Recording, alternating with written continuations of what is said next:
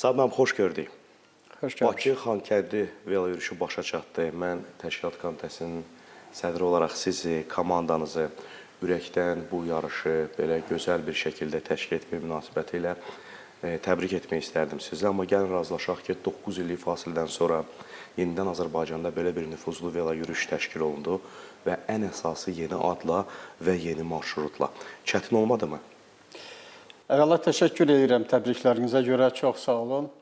Bu təbrik yalnız təşkilat komitəsinə yox, bizim bütün komandamıza, bizə dəstək verən insanların, qurumların, dövlət qurumları, qeyri-dövlət qurumlarının hamısına düşür və sponsorlarımıza təbii düşür. Çünki onların dəstəyi olmasa belə böyük bir tədbiri keçirtmək bəlkə də çox çətin olardı. Tədbirin miqyasını anlamaq üçün mən bir neçə faktı diqqətinizə çatdırım ki, təkcə Bakı Xankəndi Azərbaycan velosiped yarışının təşkili ilə bağlı 54 müqavilə imzalanıb. Onların 18-i xarici ölkələrdə olan tərəfdaşlarımızlandır. Yəni, siz təsəvvür edirsiniz, hər müqaviləni işləmək lazımdır, onun üzərində çalışmaq lazımdır və bunlar hamısı o qədər də sadə məsələlər deyil. Əlbəttə, müəyyən suallar var idi. Suallar əsasən bizdə yox, bizim xarici tərəfdaşlarımızda idi. Belə ki, siz verən sualı bizə də birinci növbədə Beynəlxalq Velosipedçilər İttifaqının rəhbərliyi vermişdi ki, 9 il keçib, insanlar dəyişib, komanda dəyişib, siz yeni gəlmişsiniz, bunu təşkil edə biləcəksinizmi? Bəlkə daha aşağı səviyyəli bir yarışdan, bilirsiniz ki, yarışımızın səviyyəsi 2.1-dir, bu kifayət qədər yüksək bir səviyyəli yarışdır.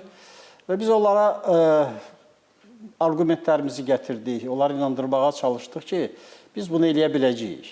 Çünki Azərbaycan idman ölkəsi kimi dünyada tanınır. Azərbaycanda olan idman infrastrukturu, yol infrastrukturu, kadr potensialı kifayət eləyir ki, bu cür mötəbər yarışları yüksək səviyyədə təşkil eləyək. Əlbəttə, danışıqlar çox getdi, amma biz ona nail ola bildik ki, noyabr ayının əvvəlində Beynəlxalq Velosipedçilər İttifaqının UCI-ın təqviminə salındı və bu yarış və ondan sonra biz birbaşa hazırlıq işlərinə qədəm qoyduq. Sabim, bu yarış Azərbaycanın beynəlxalq imişinə, işğaldan azad olunmuş torpaqlarda görülən işlər və ən əsası Azərbaycanın turizm potensialı baxımından nə qədər faydalı oldu? Ümumiyyətlə, velosiped yarışları dünyanın hər yerində keçirilərkən iki məqsədə üstünlük verilir. Əlbəttə, birinci məsələnin idman tərəfidir. Bu, gərək samballı bir idman yarışı olsun, idmançılara şərait yaradılsın, imkan verilsin ki, onlar öz bacarıqlarını, biliklərini nümayiş elətdirsinlər. Bu məsələnin idman tərəfidir. Və ikinci bir tərəfi digər idman yarışlarına xas olmayan bir məsələdir ki, velosiped yarışları ölkənin tanıtdırılması üçün müstəsna rola və əhəmiyyətə malikdir. Belə ki, əlbəttə, tamaşaçı, izləyici sayı daha çox olan yarışlar var. Futbol var, Formula 1 var və s. Amma orada velosipeddən fərqli olaraq ya yarış qapalı bir məkanda keçirilir və ya açıq bir məkanda keçirilir, məhdud bir məkanda keçirilir. Əgər Formula 1-i götürsək, orada bolidlər elə sürətlə hərəkət edirlər ki, orada heç nə görünmür yol kənarında. Yəni, operatorun insafından qalır, o nə desə, nə danışsa odur. Amma velosiped yarışları belədir ki, məsəl üçün Tour de France-ı götürək və ya Tour of Türkiyəni götürək. Tour de France-ın məsafə, marşrutların ümumi məsafəsi 4000 kilometrə çatır. Tour of Türkiyə, bu da böyük bir yarışdır. Yeri gəlmişkən deyim ki, bu il, 2026-cı ildə iyul ayında Tour de France 113-cü dəfə keçiriləcək. 113-cü dəfə, 1903-cü ildən başlayıbdır. Və Tour of Türkiyə keçən il 60 illiyini qeyd elədi. Bu il 61-ci dəfə keçirildi aprel ayının axırında və may ayının əvvəlində başa çatdı. Bunlar əsas o məqsədi güdürlər ki, o idman tərəfi ilə bağlı. Turistlərin yadına salsınlar hər bir ölkənin turist imkanlarını. və yolları göstərsinlər, otelləri göstərsinlər və turistləri cəlb eləsinlər. Bu çox mühüm məsələlərdir və həm də ölkənin gözəlliklərinin tanıtdırılması üçün marşrutlar da siz gördünüz. Əvvəlki illərdə biz Bakıdan başlayırdıq, gedirdik Sumqayıt, Qobustan, Şamaxı, İsmayıllı, Qəbələ. Şimal bölgəmiz. Bəli, Qəbələ, Şəkidə olmurduq biz. Şəkidən keçməklə, Oğuz Şəkidən keçməklə qayıdırdıq, Qəbələdə qalırdıq və sonra qayıdırdıq yenə Bakıya. Amma bu dəfə biz Bakının içərisində böyük bir marşrut müəyyən elədik və daha 20 şəhər və rayonun ərazisindən keçməklə 850 kilometr məsafə qət edən velosipedçilərimiz Azərbaycanın bütün gözəlliklərini gördülər. Və onu da qeyd eləmək lazımdır ki,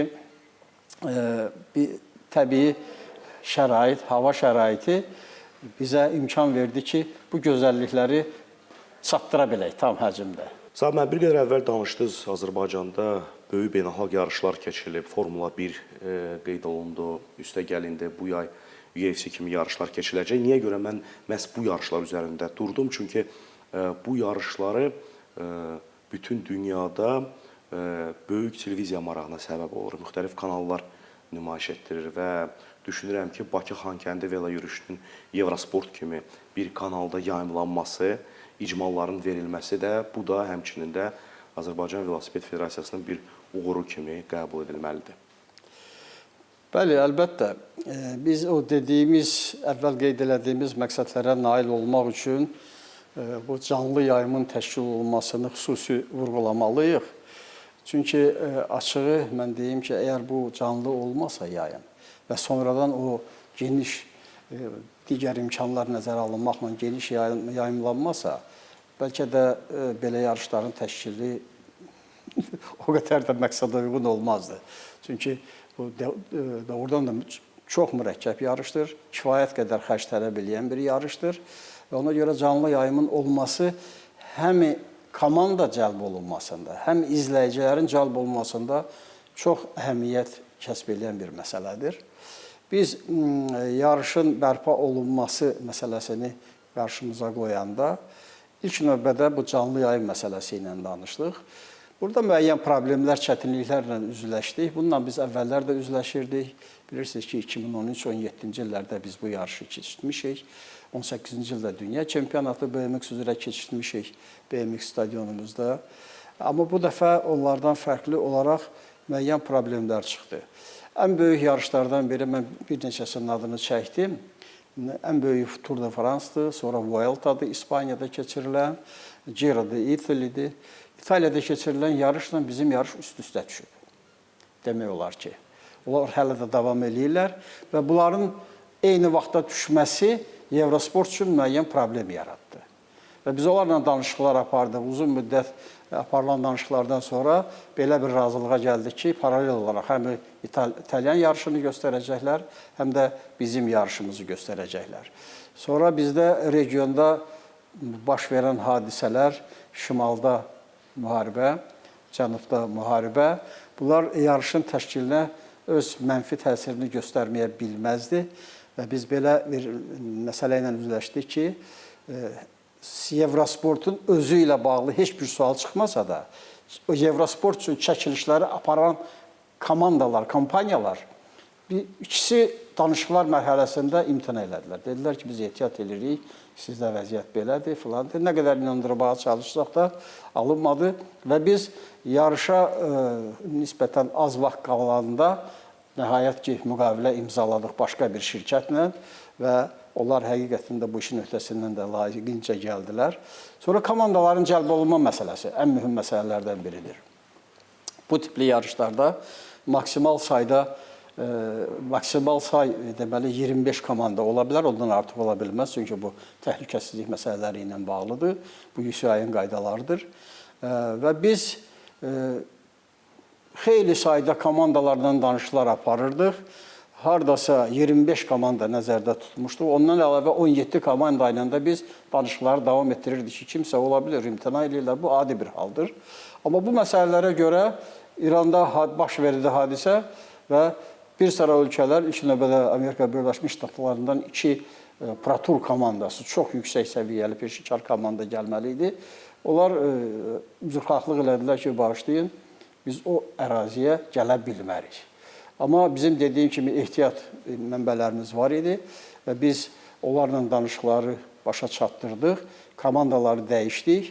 5 komanda imtina elədi. Onların əvəzində biz başqa komandaları yerləşdirdik və say olaraq yekunda bizdə 24 komanda iştirak elədi və bu komandalar kifayət qədər güclü komandalar idi.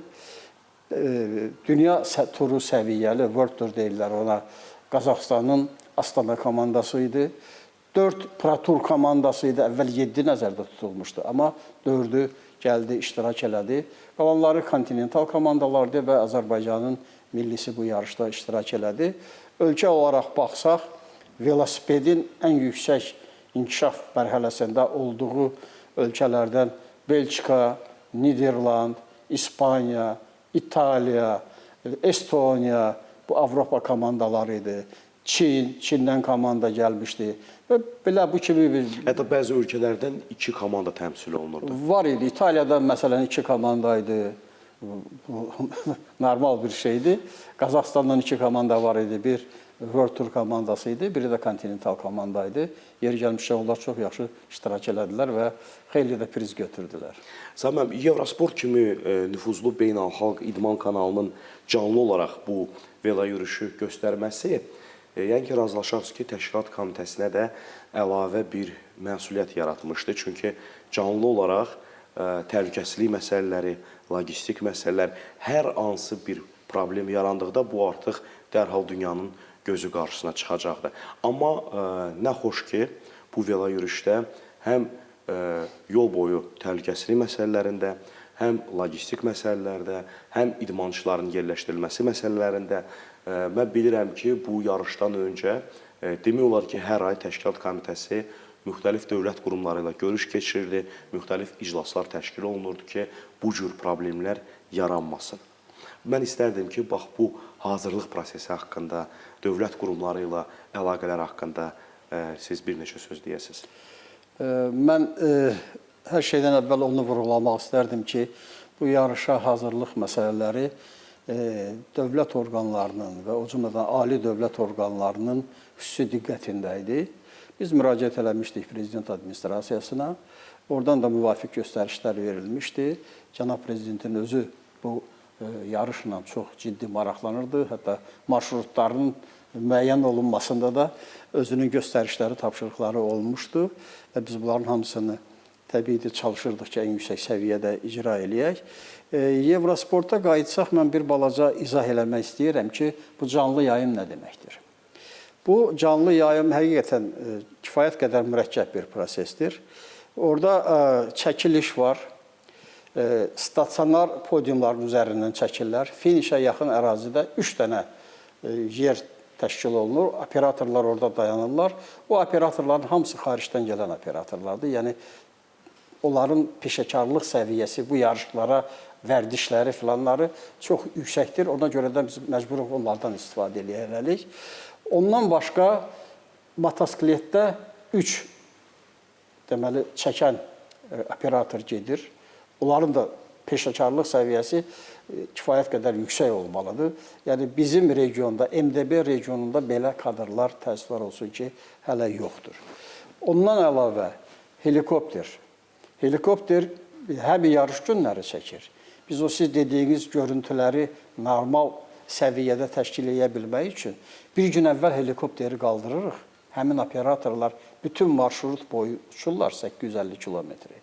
Uçurlar, baxırlar, lazım olan yerləri çəkirlər, götürürlər. Çünki bəzən çatdırmağı olmur. Əgər siz görsəz, hansı şəraitdə o operatorlar işləyir, baxmısınız yoxsa yox, var. YouTube-da belə şeylər biz yerləşdirmişik.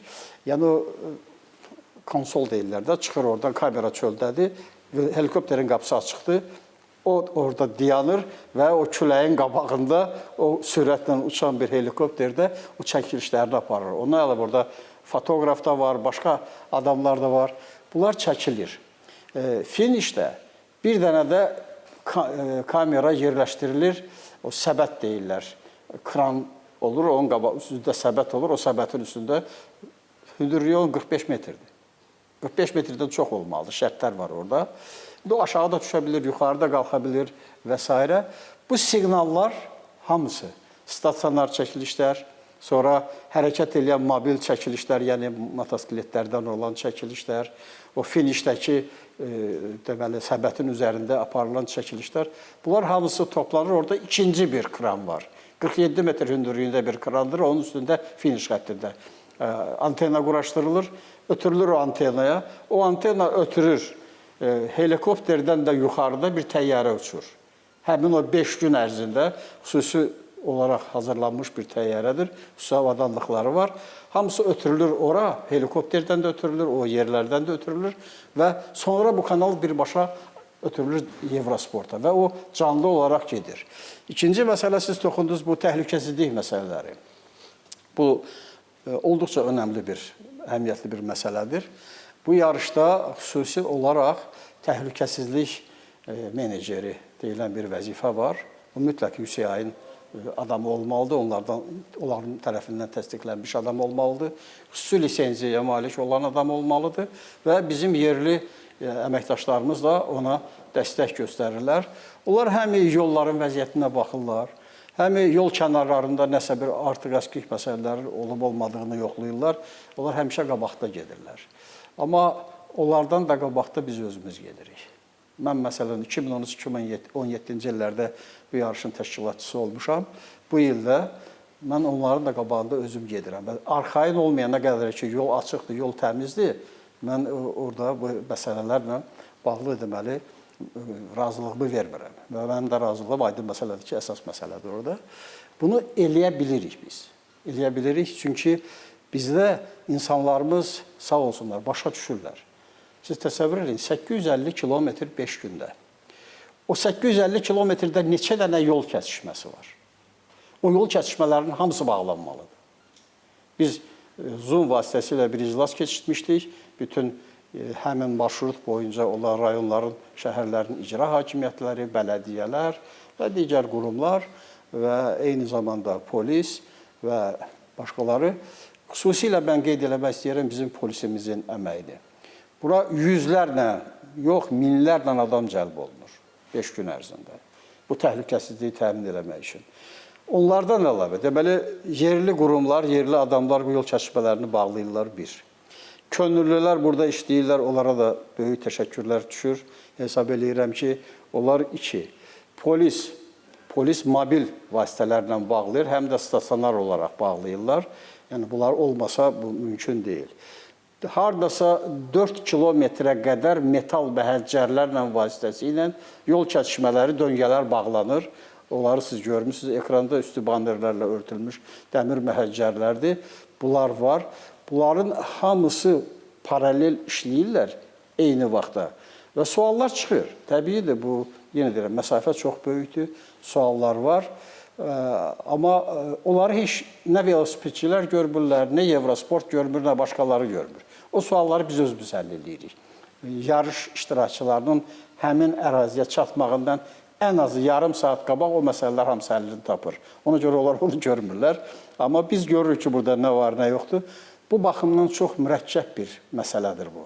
Çünki bayaq da qeyd elədim, bir məkanda keçirilən yarışlar bundan fərqlidir. Orada bu problemlər yoxdur. Siz təsəvvür edirsiniz, həmin müddətdə yola, məsəl üçün, bu dəfə mənim rastıma çıxdı bir rayonun ərazisində. Yağış yağmışdı, yağış da bizə müəyyən gecələr yağırdı, düzdür, günüz yox idi. Bir traktor sahədə işləyir, palçıqlı təkərlə asfaltın üstünə çıxıb. Nə eləməliyik? Çölün düzüdür. Onları həll eləmək üçün bizim hər birimizin maşınımızda süpürgə var, sonra lapatkalar var, bel var. Özümüz bəzən təmizləyirik onu ki, bu problemlər maneə yaratmasın velosipedçilərə. Bütün bunun nəticəsində düşünürəm ki, biz ona nail ola bildik ki, bir nəfər də olsun bu problemlər səbəbindən zədə almadı, heç bir problem yaranmadı. Necə gəlmişlər idmançılarımız, onlar 350 nəfərə yaxın və o çəkilişləri aparanlar, hamısı sağ-salamat öz ölkələrinə qayıtdılar Və Xankəndində isə bizdə xüsusi bir yanaşma var idi. O siz bayaq vurğuladınız. Çünki biz o işğaldan azad olunmuş ərazilərimizi göstərməyə çalışırdıq. Orada həyata keçirilən dirçəliş məsələlərini, sonra tikintiləri, abadlıq işlərini göstərməyə çalışırdıq. Bunların hamısını eləmək üçün çox sayda adam cəlb olmuşdu. Təkcə onu qeyd edeyim ki, axırıncı gün may ayının 14-də Xankəndində o portal vasitəsilə olduğuna görə də orada dəqiq rəqəm bilinir. 950 nəfərdən çox adam ora getmişdi bu işi təşkil eləmək üçün. Bax, budur işin mürəkkəbi. Və Xankəndidə yarış möhtəşəm konsert proqramı ilə yekunlaşdı. Xarici qonaqların da bu könlünə çox oxşamışdı. Amma mən bir məsələni qeyd etmək istərdim. Siz bir qədər əvvəl böyük velo yürüşləri misal gətirdiniz. Tour de France, Vuelta, Giro d'Italia və bu yarışlarda biz görürük ki, təbii ki, onlar daha nüfuzlu, daha çox mərhələlər yarışlardır. Amma bu yarışlar keçirilərkən həmin ölkələrdə, həmin o şəhərlərdə həyat sanki durur. Siz qeyd elədiniz ki, Bakı-Xankəndi velo yürüşü ilk mərhələsi demək olar ki, bütün Bakını əhatə elədi, dairə vurub Sumqayıta yollandılar velosipedçilər. Amma biz gördük ki, şəhərdə nəqliyyatın intensivliyi, insanlara hər hansı bir narahatlığın yaranması, hər şey o qədər dəqiqliklə ölçülmüşdü ki, ciddi bir irad, problem biz görmədik. Nə sosial şəbəkələrdə bunu oxuduq, kiminsə bir narazılığını, nə də təşkilatçılar tərəfindən, nə idmançılar tərəfindən. Buna necə nail oldunuz? Tək Bakıda deyil, bütün mərhələləri əvvəlki illərdə biz bu yarışı təşkil edərkən Bakı mərhələsi var idi. Ancaq Bakının içərisində dövrə vururdular. Və o zaman biz məcburiyyət qarşısında yolları bağlayırdıq. 2015-ci ildə ilk Avropa oyunları Bakıda keçirilərkən orada da velosiped yarışları var idi. Onlarda bu məsələlər daha belə ciddi şəkildə olmuşdu. O bağlamalar bir neçə gün qabaqdan şəhərin mərkəzini bağlamışlar və s. Amma mən bir daha bizim polisimizin gücünü, bacarığını qeyd eləmək istəyirəm. Bu dəfəki yarışda biz onlarla çox işlədik və ondan nail ola bildik ki, yollar tam bağlanmadı, heç bir yerdə bağlanmadı. Yalnız yarım saat, 20 dəqiqə, biraz çox, biraz az ola bilər. Deməli, velosipedçilər yaxınlaşanda yolu bağlayırlar, velosipedçilər keçir. Onu da qeyd eləmək lazımdır ki, velosipedçilər bəzilərinin başa düşdüyü kimi çox da elə yavaş sürətlə getmirlər. Yəni, bizim yarışda... Hətta ilk mərhələ erkən yekunlaşmışdı. Bütün mərhələlər erkən yekunlaşdı. Təxminən 15 dəqiqə vaxtından tez. Bizdə orada belədir. Vaxt cədvəli hazırlanır, ssenari. Yəni, o 850 kilometrin hər dəqiqəsi orada göstərilir. Yəni, mərhələlər üzrə aydındır. Və göstərilir ki, filan dəqiqədə, filan saatda bunlar hardan keçməlidirlər. Onun da 3 versiyası hazırlanır. Birinci versiya hazırlanır 40 km saatda sürət üçün. İkinci versiya 42 km, üçüncü versiya saatda 44 km üçün hazırlanır. Bu nəyə görə belə olur?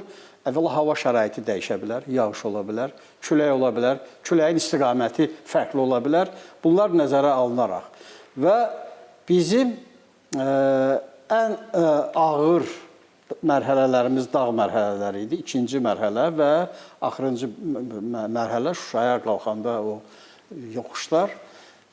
Orada 42 kilometr oldu. Amma onlarda 40 olmalıydı. Elə nəzərdə tutulmuşdu. Amma o biri mərhələlərdə bizdə 47 kilometr saatda oldu. Orta sürət. Yəni, tutaq ki, İsmailli 193 kilometrdir. 193 kilometrin orta sürəti oldu, məsəl üçün deyirəm də, 40 neçə kilometr.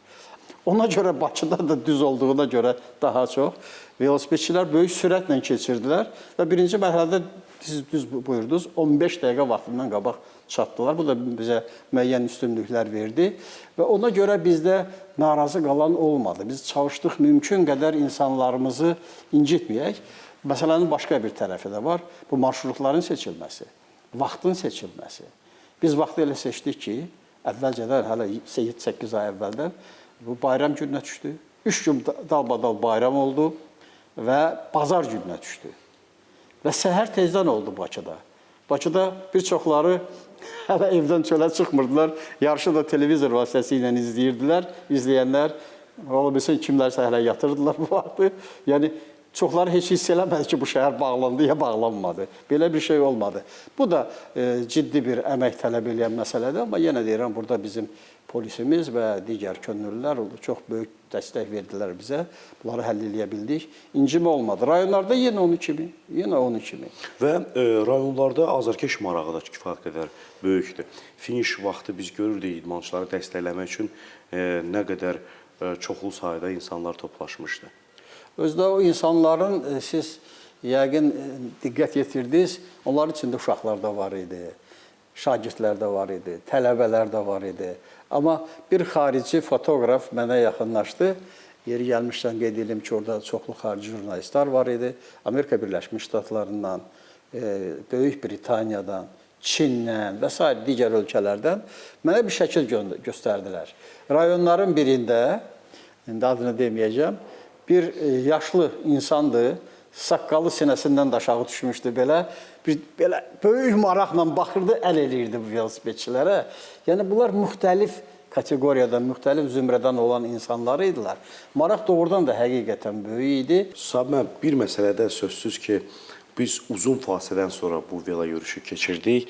Azərbaycan Velosiped Federasiyasında dəyişikliklər oldu. Federasiyanın rəhbəri dəyişdi və biz uzun fasilədən sonra yenidən Azərbaycanda nüfuzlu velo yürüyüşü keçirdik. Mən bildiyimə görə bu velo yürüyüş artıq ənni hal alacaq, hər il Azərbaycanda təşkil olunacaq. Bu yarışda ölkəmizi Azərbaycan milli komandası təmsil etmişdi. Və mən bildiyimə görə, təbii ki, biz başa düşürük, ilkin olaraq bu bizim idmançılar üçün bir böyük təcrübədir.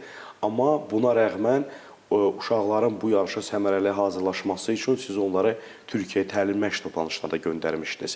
Azərbaycan idmançılarının bu yarışda çıxışını qarşıdakı illərdə Bakı-Xankəndi velo yürüyüşündən biz nə gözləyək, yeni bir marşrutun olması, yoxsa elə növbəti ildə elə eyni marşrutla biz davam edəcəyik və ən əsası potensialda Azərbaycan daha nüfuzlu bir komanda şəklində bu velo yürüyüşdə iştirak edə biləcəyimi və gələcəkdə Azərbaycan idmançılarının yüksək yarışlarda iştirak etməsi üçün yetişdirməsi baxımından bu velo yürüyüş bizə nə qədər fayda verə bilər? İlk olaraq mən o yarışın davamlılıq məsələsinə siz toxundunuz, onu qeyd edeyim. Əlbəttə, dünyanın hər yerində yarışlarda fasilələr ola bilir. Bayaq Tour de France-ın adını çəkdik biz, 113 ildir keçirilir. Amma müharibələr dövründə orada fasilələr verilibdir. Yəni 1903 ildə 2026-dır, 113 deyil, fərq orada böyükdür. O müəyyən vaxtlar olubdur. Türkiyədə də olub belə şeylər, başqa yerlərdə də olub. Bizim də əvvəl 2 illərdə bu yarışı təşkil edəndə niyyətimiz o idi ki, davamlı olaraq keçirilsin. 2013-17-də biz keçirdik, dediyim kimi 18-də dünya çempionatı keçirdik. Və sonra 19 gəldi Covid. Başqa məsələlər də oldu. Amma məcbur olub deməli fasilə verildi bu işə. Bu ilin, keçən ilin may ayında, elə bu vaxtda təxminən, bizim qarşımızda belə məsələ qoyuldu ki, Covid-dən əvvəlki dövrdə velosiped idmanı hansı səviyyədə idisə də onu bərpa eləməyə çalışmaq lazımdır. Və mən bu gün əlimi ürəyimin üstünə qoyub deyə bilərəm ki, biz o tapşırığı yerinə yetirmişik. Yəni, biz həmi yarışı təşkil elədik, həmi maddi texniki bazamızı bərpa elədik. Siz gördünüz ki, bizim buna şəraitimiz falan imkan verir. Amma ən ağrılı məsələ idmançılardır. Bizim o vaxtı Sinerji Bakı adlanan bir komandamız var idi. Bu komanda yaradılandan 3 il sonra dünyada 4-cü yerə çıxmışdı. Dünya deyəndə kontinental komandaların, yəni qitə komandalarının sayı dünyada 200-dən çoxdur. 4-cü yerdə Azərbaycan idi, cəmi 3 il fəaliyyət göstərən bir komanda. Amma təəssüflər olsun ki, biz bu komandanı itirdik. İdmançılarımızı itirdik. Biz bu il fəaliyyətə başlayanda, yəni yeni dəyişikliklər olandan sonra, yeni rəhbərlik gələndən sonra biz idmançı tapırdıq. Və hətta bu yarışa çıxartmaq üçün biz çox axtardıq ki, görək köhnələrdən kimi var. Yəni 9 il alaca müddət deyil və idmançı nəinki 9 il, hətta bir 9 ay məşq eləmədisə o itirir vərdişlərini. Onu təzədən bərpa eləmək hər adama nəsib olmur, qismət olmur. Çox ağırlı bir məsələdir. Amma müəyyən bir məsələləri biz çalışdıq, həll eləyək. Bir neçə nəfər tapdıq idmançılardan, onlarla danışıqlar apardıq, onları xüsusi hazırlıq rejiminə gətirdik. Gənclər qoşduq biz bu işə. Yəni bu yarışlarda iştirakçıların sayı 23-dən çox olmalıdır. Elitar idmançılar qrupu iştirak eləyir. Amma bizdə az yaşlılar da var idi. Və biz təbii bu yarışda öz idmançılarımızdan o qədər də böyük nəticələr gözləyə bilməzik. Amma bununla belə bizim idmançılardan ikisi birinci mərhələdə gördü Sumqayıta yaxınlaşanda böyük sürətlə irəliyə çıxdılar və özlərini göstərdilər. Bunun özü də bir müsbət bir haldır və düşünürük ki, gələcəkdə bu uşaqlar inkişaf eləyərək özlərini daha yaxşı göstərə biləcəklər. Biz hazırda yeni komanda yaratmaq barədə düşünürük.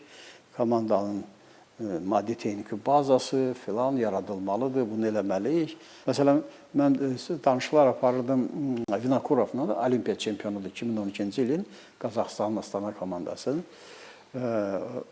Ona biz söhbət eləyəndə bir jurnalist gəldi, soruşdu ki, bəs Aleksandr, siz niyə belə yarışlar keçirmişsiniz? Biraz təəssüf hissi ilə dedi ki, bizdə belə yollar yoxdur. Yəni, çox önəmli bir şey. Yol olmasa bunu eləmək olmaz. Yol olmalıdır. Vəsait olmalıdır, büdcə olmalıdır, yarışın büdcəsi olmalıdır. Burada sponsorlar olmalıdır. Mən bizim yarışımızın sponsorlarına bir daha təşəkkürümü bildirmək istəyirəm. Onları biz bu arxalıqda da görürük. Hamısı burada əksini tapıbdır. Baş sponsorumuz Silkway Airlines'dır. Sonra bizdə Sibriz. Bu dəfə Emin Ağalarov'a xüsusi təşəkkürümü bildirirəm. Bu boyda xaricdən gəlmiş idmançıların təşkilatı hamısı orada təxminən üst-üstə götürəndə bir həftə orada qaldılar. Onların yeməklərini və s. çox yüksək səviyyədə təşkil elədilər. Və Azal, məsələn, o idmançıların tək özlərinin yox, onların çoxlu yükləri olur. Ehtiyat velosipedləri olur, ehtiyat avadanlıqları olur. Onlar həcm etibarilə kifayət qədər böyükdür və təyyarədə onları gətirmək o qədər də asan məsələ deyil. Azal bizə bu işdə çox böyük köməklik göstərdi. Eləcə də digər sponsorlarımız, kim vəsaitlə, kimi konkret xidmətləri ilə və bunların hamısı olanda bu işləri görmək olur. Niyyətimiz odur ki, biz komandanı bu il yox, gələn il yəqin ki, gələn ilə biz hazırlaşdıraq, formalaşdıraq. Bunun üçün az yaşlılarla, 15-17 yaşlı idmançılarla çox ciddi işlər aparılır. Bizim Olimpiya İdman Ehtiyatları məktəbi var, görmüsünüz, yəqin bu binada yerləşirlər. Onların işini biz yenidən qurmağa çalışırıq. Orada uşaqların hazırlığı və təbii xaricdə bu velosipedçi belədir ki, bu mütləq sürməlidir. 150-200 kilometr bu gərək gündə sürsün. Ayrıca mümkün deyil. Bunu da burada harada sürsün? Bakıda məsələn velosiped sürmək biraz qəliz məsələdir. Əvvəllər sürürdük, amma indi mümkün deyil. Ona görə çıxırıq şəhər kənarına.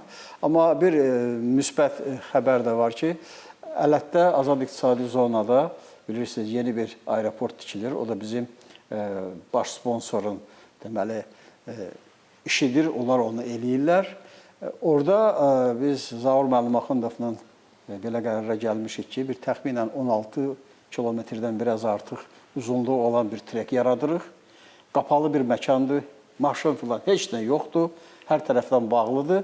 Orada bir gözəl şərait olacaq ki, Bakının orada 70-80 kilometrdir. Səhər çıxdılar, getdilər, orada axşama kimi məşqlərini elədilər və yarışlarını keçirdilər, sonra da qayıtdılar, gəldilər. Bunu eləyirik. Biz bazalar yaratmışıq. İsmaillidə, Gədəbəydə biz bir yer arendaya götürmüşük. Bir sahibkar sağ olsun bizə kömək elədi o məsələlərdə. Orada təlim məşq toplanışını keçirdik. Türkiyədə bütün dünyadan gəlib velosipedçilər təlim məşq toplanışı keçirirlər. Bu təkcə məşq deyil, həm də yarışlardır. UCI-in təqvimində olan yarışlardır.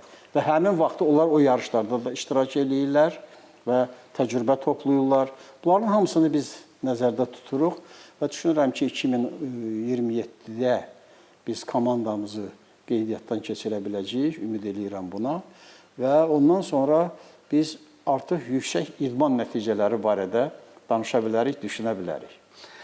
Sabah mən xatırlayıram, ilk vela yürüşləri Tour de Azərbaycanı və səhv etmirəmsə, ya birinci, ya ikinci vela yürüşdə jurnalistlərə müsahibə verərkən siz bildirmişdiniz ki, mənim arzum inşallah gün gələr, biz bu cür vela yürüşü işğaldan azad olmuş torpaqlarımızda keçirək və artıq bu gün gəldi. Bakı-Xankəndi vela yürüşü son mərhələ Xankəndidə finiş başa çatdıqdan sonra, artıq bu yarış bitdikdən sonra həmin sözləriniz yəqin yadınıza düşdü. Hansı hisslər keçirdiniz? Əlbəttə, bu qürur hissi idi birinci, sevinç və qürur hissi. Çünki biz bütün dünyaya göstərdik. Bu Xankəndi sözü görün. Azərbaycan Xankəndi sözü o 5 gün ərzində Evrosport gündə saat yarım canlı efir. Və təşəkkür edirəm sizə də, şirkətinizə də, CBC deməli sport yenə də həmin canlı yayımı təşkil edirdi. Bütün dünyaya yayımlanırdı. Axşam, həmin axşamı 1 saatlıq bir veriliş. O verilişdə görün bu sözlər neçə dəfə təkrar olundu. Ondan əvvəl biz yarış ərəfəsində may ayının 1-dən 15-nə qədər bizim reklam çarxlarımız var idi. 2 formada hazırlamışdıq onu. O reklam çarxları gedirdi. Evrosportda 120 dəfə getdi o və Euronews-da getdi. Bu bütün dünya baxırız ki, bu nədir? Bunlar hardan gəldilər yenə, kimdilər filan. Amma bununla bərabər məni çox sevindirən bilirsiniz nə oldu? Biz komandalara müraciət eləyəndə çoxları yadda saxlamışdı əvvəlki Azərbaycan velosiped yarışını. Bu adı eşidən kimi dedilər, biz gəlirik. İndi Xankəndi biz hələ işğaldan azad olmuş ərazilərimizin hamısını əhatə eləyə bilmədik. Nəzərə almaq lazımdır ki, hətta bizim o keçib getdiyimiz yollar var idi. Məsələn, Əhmədbəyli, Füzuli, Şuşa yolu. O yolu biz keçdik. Tuneldən keçdik. Ən böyük tuneldən birinci keçdik. Sonra oradan Çanaqçıdan biz döndük Zəfər yoluna. Çünki tunellə gedən yol dümdüzdür. Bu velosipedçi üçün o qədər də əlverişli deyil. Keçdik Çanaqçıdan Zəfər yoluna və o Şuşanın yoxuşunu qalxdılar. Açığı mən biraz özüm üçün fikirləşirdim ki, yəqin ki, komandaların müəyyən bir hissəsi orada aşağıda qalacaq. Daşaltıda çıxa bilməyəcəklər. Hamısı çıxdı. 1-2-3 nəfərdən başqa hamısı çıxdı. Deməli, yarışın səviyyəsinə baxın. Mən bayaq sürətdən danışdım. Sürətə baxın. Mən dünən təhlil elədim, baxdım. Bu müsahibəyə hazırlaşarkən ki, görüm, analoji yarışlarda sürət necə olur? Bizim yarışda sürət bir çoxlarından yüksəkdir. Və onu da qeyd edim ki, bu yarışların sayı o qədər də çox deyil. İl ərzində Avropada cəmi 26 belə yarış keçirilir. 8 də Asiyada keçir, 14-ü Çindədir. Yəni, bizim yarışımız peşəkarlıq səviyyəsi baxımından heç kimə güzəştə gedə biləsi yarış deyil. Hətta bir çoxlarından da hətta üstündür peşəkarlıq səviyyəsindən. Amma bizim çox gözəl yerlərimiz var. Və su qovşana gedəndə, mən əvvəlcədən gedirdim və oradan helikopterə mən telefon vasitəsilə, ya rasiya ilə deyirdim ki, bəs xahiş edirəm filan yerdə filan şeyə diqqət yetirin. Məsələn, su qovşana çatanda ora çöllərdir də, baxıb, yamyaşıl hər yer, lalələr açıb, qırmızı lalələr yaşıl fonda. Nə gözəllikdir bu? Bu başqa şeydir. Və yaxud Şamaxıda. Şamaxıda mən xahiş elədim ki, biraz vertolyot marşrutdan çıxsın, 2-3 dəqiqəlik. Yəni, marşrutun işinə xələl gətirmədən. Çəksin oradakı o üzüm bağlarını. Mən ömrü boyu xaricə gedəndə o üzüm bağlarını görürdüm. Fransada, Almaniyada qibtə eləyirdim onlara. Həzal aparırdım ki, bizim bağlarımız niyə belə təmiz, səliqəli, cərgə ilə deyil. Onları çəkdilər, göstərdilər. Və yaxud Bakıdan Sumqayıta gedəndə və yaxud ikinci mərhələdə biz yaşıl enerji məsələlərinə görürük ki, ölkə rəhbərliyi nə qədər yüksək fikir verir. Mən xahiş elədim ki, marşrutdan çıxın. Bizdə orada külə elektrik stansiyası var. Ən güclü orada qurğular var da, bu elektrik qurğuları. Onları çəkdilər, göstərdilər. Və ayın 16-sında efirə getmiş, özü də müxtəlif dillərdə. İngilis, fransız, alman, rus, mən nə bilim, İspan və s. dünyanın hər yerinə getmiş. İnsanlar bu verilişlərə baxanda baxırlar Azərbaycan. Bakını görürlər, hansı şəhər bizdən belə də müqayisə edib deyə bilər ki, bəs belə, mən götürək Pariji, götürək Viyananı, başqa. Bunlar əsrlər boyu tikilibdir. Amma Bakıda olan şeylərin hamısı 20 ildən biraz çox müddət ərzində tikiliblər. Baxırlar, çox təəccüb eləyirlər ki, bu necə olur? Eyni zamanda bu dediyim məsələlər göstərilir. Gözəlliklər, həm təbii gözəlliklər, həm də ki, insanın əməyi vasitəsilə yaranan gözəlliklər. Amma biz burada dayanmalıyıq mı? Qətiyyən yox. Bizim o qədər görüləç işlərimiz var ki, əvvəla yollarımız gözəldir. Mən bunu dəfələrlə dedim. Amma yolun kənarları hələ iş gedir. Çəkilişdə də görürlər ki, asfalt, qəşəng, hər şey var, amma yolun kənarı hələ tamamlanmayıbdır. Orada işlər var, onları görməliyik. Məsəl üçün, velosiped yarışlarında ən önəmli məsələlərdən, diqqət yetirilən məsələlərdən biri hündürlükdür dəniz səviyyəsinə. Bizim Kəlbəcərimiz var. Kəlbəcər yolu hazır olan kimi, heç tam hazır olmasa da, asfaltlanan kimi marşrutumuzun bir oradan keçəcək bizi. Ora gedəcəyik. Biz gözləyirik ki, Zəngəzur yolu açılsın, biz Naxçıvana gedək velosipedlə. Qoy baxsınlar. Qonşular da baxsınlar, istəyənlər də baxsınlar, istəməyənlər də baxsınlar. İndi siz təsəvvür edin, bir çoxları bu Xankəndində olan finişi görəndə eyni zamanda Şuşada Xarı Bülbül festivalı keçirilirdi. Orada da mən yenə helikopterlə danışdım. O helikopter gəldi Xarı Bülbül keçirilən Cıdır düzünə.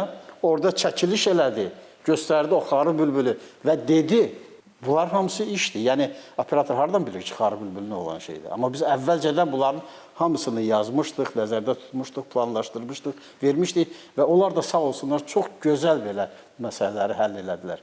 Və düşünürəm, bizim işlərimiz hələ çoxdur, eləməliyik. İnşallah və mən bildiyimə görə Azərbaycan Velosiped Federasiyası xüsusi olaraq Evrosport kanalının şərhçiləri üçün, həmçinin digər ölkələrdə göstərilən görüntülərdə şərhçilər üçün ayrıca hansı məkanlardan keçmişik, hansı tarixi abidələri təqdim edəcək, qısaca informativ məlumatlar hazırlamışlar onlar üçün. Bəli. Bizdə xüsusi qrup var idi. Bu işlə məşğul olurdular. Materiallar hazırlanmışdı. İndi biz hazırı İngilis dilinə tərcümə edib vermişdik onlara. Sonra onların öz insafına qalmışdı. Amma onlar da sağ olsunlar ki, hamısını yaxşı işıqlandırdılar və Azərbaycana sağ ol dedilər. Onların özləri elə bil ki, zövq aldılar bu yarışdan. Yenə deyirəm, biz təbiətə də şükür eləməliyik. Allahımıza da ki, belə gözəl hava şəraiti oldu və imkanlar oldu ki, ölkəmizin gözəlliklərini göstərə bildik. Və düşünürəm, gələcəkdə biz bu işləri davam edəcəyik. Zabə, son olaraq mən istərdim soruşum, bir daha kimə təşəkkür etmək istərdiniz və son sözünüz və gələcək yarış haqqında sözlərinizi eşitmək istərdik. Əlbəttə, hər şeydən əvvəl bizdə bu yarışların keçirilməsi üçün şəraitin, imkanın yaradılmasında müstəsna əməyi olan dövlət rəhbərliyinə, möhtərəm prezidentimizə mən təşəkkürümü bildirirəm. Onun xüsusi diqqəti və qayğısı sahəsində ölkədə bax, bu cür böyük, möhtəşəm işlər görülübdür. Onun idmana göstərdiyi diqqət və qayğının nəticəsində bu işlər həyata keçirilibdir. Bizə kömək olan bütün dövlət orqanlarına, qeyri-dövlət orqanlarına, yəni onların sayı olduqca çoxdur, könüllülərə, bir detalı da mən indi xatırladım. Təhlükəsizlik məsələlərini həll edən şəxslərin içərisində bir zümrə var. Onlara marşal deyirlər. Bu marşallar kimlərdir? Burada həm yerli marşallar var, həm xaricdən gələn marşallar var. Məsələn, bizdə bu yarışda İrlandiyadan gəlmiş 6 nəfər yüksək peşəkar səviyyə malik olan, xüsusi lisenziyası olan marşallar var idi. Bunlar kimlərdir? Bunlar öz ölkələrində təcrübəli polis işçiləridir. Onlar bu yarış üçün məxsusi olaraq məzuniyyət götürdülər, gəldilər bura, bizdən heç bir ödəniş falan istəmədən, yəni onlar bu işin marağında olan adamlardılar da, gəldilər bura, o yarışda onların vəzifəsi nədir? O motosikletlərlə gedirlər, yolun velosipedçilərin sağı solu ilə gedirlər. Əgər haradasa bir maneə filan yaradarsa, o maneəni onlar aradan qaldırırlar. Bunun üçün onların tam səlahiyyətləri də var, hər işi deyirlər. Biz onlara öz marşallarımızı da qoşmuşduq. Bunlar kimlər idi? Bunlar Daxili İşlər Nazirliyinin motosikletçiləri idi. Fövqəladə Hallar Nazirliyinin motosikletçiləri idi və bir də ilk dəfə olaraq biz bunu tətbiq elədik, Motosiklet Federasiyasının motosikletçiləri idi. Bunlar hamısı elə-belə adi motosiklet sürən adamlar deyirlər. Hər biri belə böyük-böyük vəzifələrdə işləyən, yaxşı yerlərdə çalışan adamlardır, motosiklet həvəskarlarıdırlar. Bunların sayı kifayət qədər çox idi. Onlar öndə gedirlər və yarışın təşkil təhlükəsizliyinə cavab verən şəxs onlara deyir ki, filan yerdə bir filan maneə var. Filan kəs getsin ora. Həmin motosikletçi dərhal gedir ora, orada istiqamət verir, o problemin qarşısını alır və bunun nəticəsində bu yarışı tam təhlükəsiz bir şəraitdə biz başa çatdıra bildik. Düşünürəm ki, bunlardan biz gələcəkdə də geniş istifadə edəcəyik. Sağ olun. Çox sağ olun, Səbəb müəllim. Ətraflı məlumat üçün vaxt ayırdınız. Mən bir daha sizi Azərbaycan Velosiped Federasiyasının hər bir əməkdaşını bu Bakı-Xankəndi velo yürüşünü belə yüksək səviyyədə keçirməyiniz münasibətilə ürəkdən təbrik edirəm və növbəti yarışlarda sizə uğurlar arzulayıram. Çox sağ olun. Mən də ümid edirəm ki, CBC Sport həmişəki kimi idmanın bütün növlərinə diqqət göstərdiyi kimi velosipedə də bundan sonra da belə səviyyədə, daha yüksək səviyyələrdə diqqət göstərəcək. Siz elə bil ki, burada bu işə bir informasiya dəstəyi kimi yox, öz işiniz kimi baxırsınız. Ona görə mən sizə təşəkkür edirəm. Çox sağ olun. Təşəkkür edirəm.